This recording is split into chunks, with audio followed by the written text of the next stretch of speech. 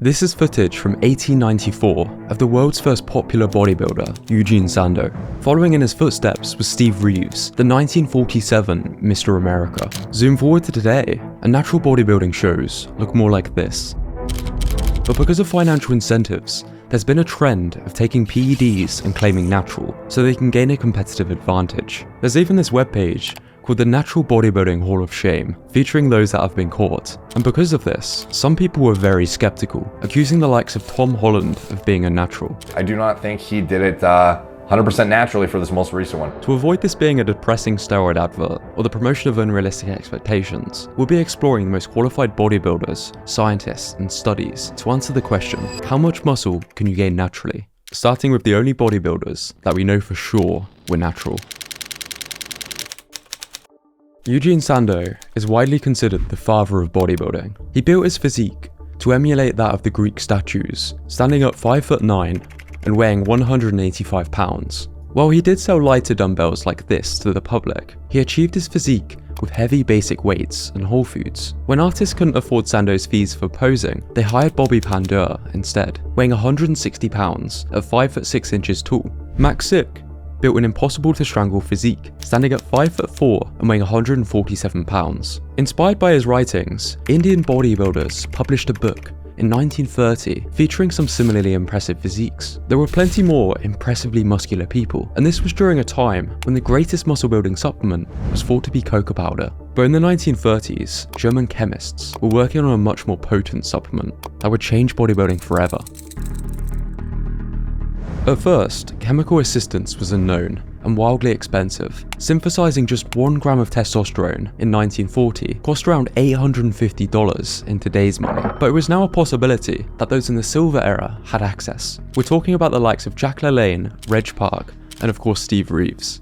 While muscular, bodybuilders in the silver era had healthy body fat levels and proportional muscle. It was the golden era when bodybuilders began blowing up in size, making it almost impossible to compete without assistance. Today, there's some pretty scary guys, but with more easily accessible compounds available and massive financial incentives to take PEDs and claim natural, it's harder than ever to spot who's actually natural.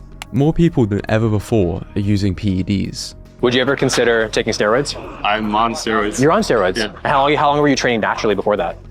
About a year. How old are you? I'm 21. 21? Yeah. Damn, dude. Understandably, many people make jokes about some of the most ridiculous physiques. Yet, they might not all be lying, because bodybuilding has exploded in popularity.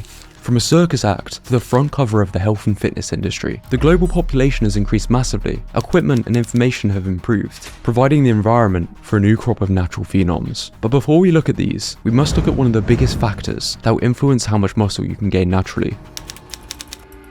Many of the great bodybuilders of the past started such a weird sport because of something they were blessed with. Good genetics. Using Steve Reeves as an example, at 21 he won Mr. America, standing at 6'1", weighing 216 pounds, with a 29-inch waist. One of the biggest influencing factors on how much muscle you can gain naturally is your bone structure. In his best-selling book, The Sports Gene, the author suggests that most people can gain about 5 pounds of muscle for every pound of bone in their bodies. He compares a human skeleton to a bookcase and muscles to books, noting, a bookcase that is 4 inches wider weighs only slightly more, but fill it with books and the extra width adds considerable weight.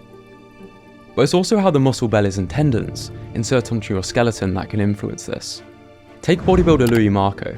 He has much shorter muscle bellies than someone like this. He can't grow muscle here. An extreme example would be this person's calves. The belly is much shorter than someone like Jack Grealish. It's going to take a bit more than a few stepovers to make them as prominent. The point is, there's plenty of genetic factors that can enable you to gain more or less muscle. This is a complicated as topic, at least to me it is. Favourable muscle building genetics can be seen in nature, in myostatin deficient cows, dogs, rats, and Eddie Hall. I've got this gene where I don't produce as much myostatin as any other person, and they call it the 𝗠𝘂𝗀𝗆𝗆 gene.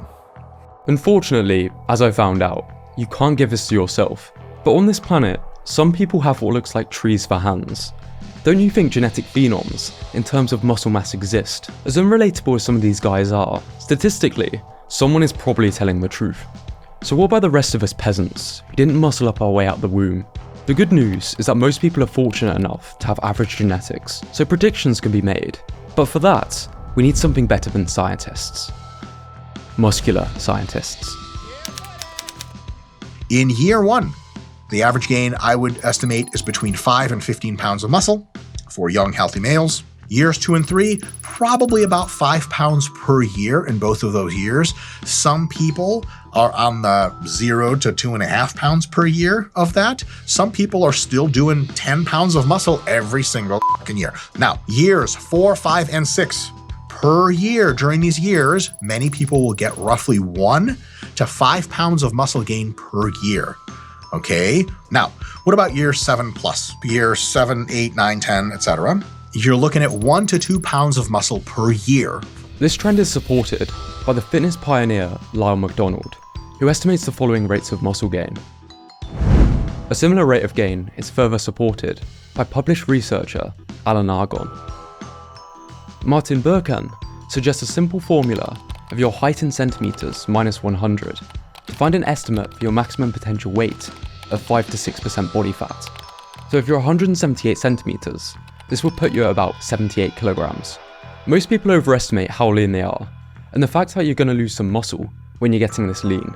So don't underestimate how impressive this would look, especially when you're a slightly higher body fat.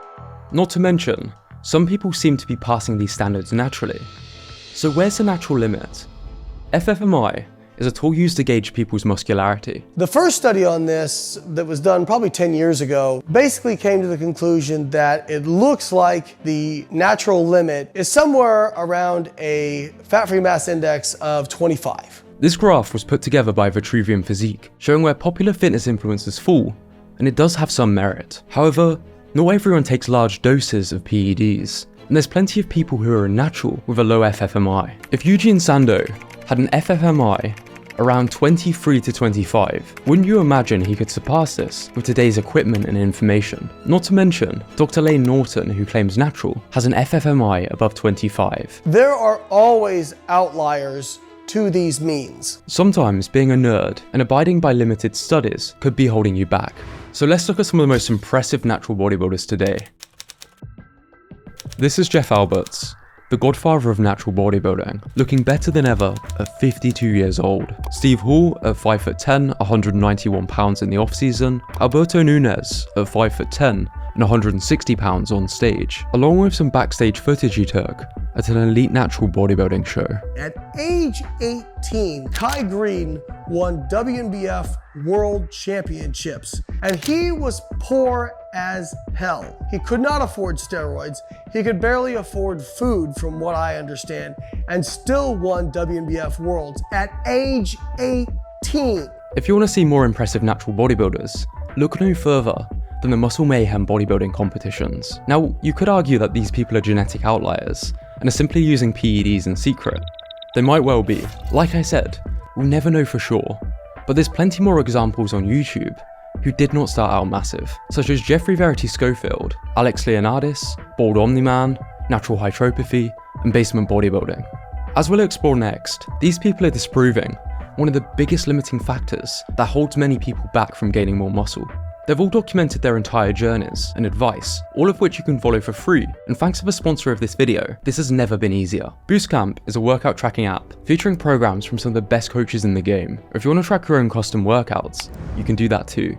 It's one of the fastest ways to create a program and then track your progress. The best part is, you can access most of these completely free, and their goal is definitely something I can get behind: to make evidence-based fitness more mainstream. So consider checking out Boostcamp in the description, and use the code BRETT for access to premium for 2 weeks. So thanks to Boostcamp for making this video possible. Now, you might be thinking, these people are either lying, dedicate their entire lives to bodybuilding, and all have outlier genetics. I've been training for 5 years. I must be doomed, right? Noob gains refers to the idea that most progress occurs in the first few years, but this can be harmful. Many see it as a brief time period for rapid growth, leading some people to use PEDs early or quit, thinking further progress is insignificant. But most people are further down this curve than they think, because almost everyone could be training more effectively. You can see this in popular beginner fitness influencers. They're often under-eating and have a lot to learn with technique. Nobody starts optimally. If you were to download all of these people's knowledge, you would simply gain at a faster rate, much like if you were to optimize your sleep, nutrition, and habits. But even once you've been training effectively for 5+ years, these scientific estimates are not a rule, and many surpass them. Examples include Steve Hall, who despite having lifted for over 5 years, experienced some of his best visual progress after this. Similarly with Jeffrey Verity Schofield from 2021 to 2022, and Eric Helms more recently. These are all highly knowledgeable people, yet they still had improvements to make. Progress is never perfectly linear in anything. But even if this isn't the case, and you're more experienced, it's often those last few pounds of muscle that separates the advanced from the elite. This is why many people look their best in their 30s or their 40s naturally. And this should be motivating. It's a good reason to focus on watering your own grass, instead of worrying about other people's being greener. So based on all of this, how much muscle can you personally gain naturally? You chose a natural bodybuilding route. Do you think when people see your physique, do you think they believe you or they doubt that you're natural? I think they doubt it instantly. I'm not trying to get at anyone that uses steroids. That's your business, you know. I really couldn't care less. But like, don't attack me for staying natural. If you hear hooves outside, it could be a zebra. Chances are it's a f***ing horse. We may never know for sure whether the people at the top of the fitness industry, who are paid for how they look, are taking enhancements or not, but almost everyone can get into Hollywood shape. It just might take longer than a few weeks. If you really need some sort of prediction for your own potential, consider the 𝗂𝘂𝗋𝗵 model, but understand it isn't perfect, and its only merit is to tell you that you can gain more muscle. Even if you have a busy job and limited equipment, very often, you just need to give yourself more time. The type of people who tend to talk about the natural limit are people who aren't even there yet, meaning that they're not even close to what would constitute a natural limit, not even remotely close. And this is without dedicating your entire existence to gaining muscle. You can have average genetics in terms of proportion and structure and still have a 99% physique. Either way, if you stick 30 pounds of muscle on pretty much any physique, it should be looking quite impressive. The point being, you might not need to sacrifice your testicles or give up. Wow, those guys have nice balls. Wish my man had balls like those. Most people can gain 20 to 40 pounds of muscle naturally. But if I could give my younger self one piece of advice, it'd be to simply stop worrying about genetics. If I say, hey bro, you have shit genetics, or hey bro, you have amazing off-the-charts genetics, is that really gonna change anything? You don't realize how far the natural limit actually is. And in the vast majority of cases, you simply do not have to worry about it. So how much muscle can you gain naturally? It's a shit question, really. And it's almost like a mute point, isn't it? Because we don't know.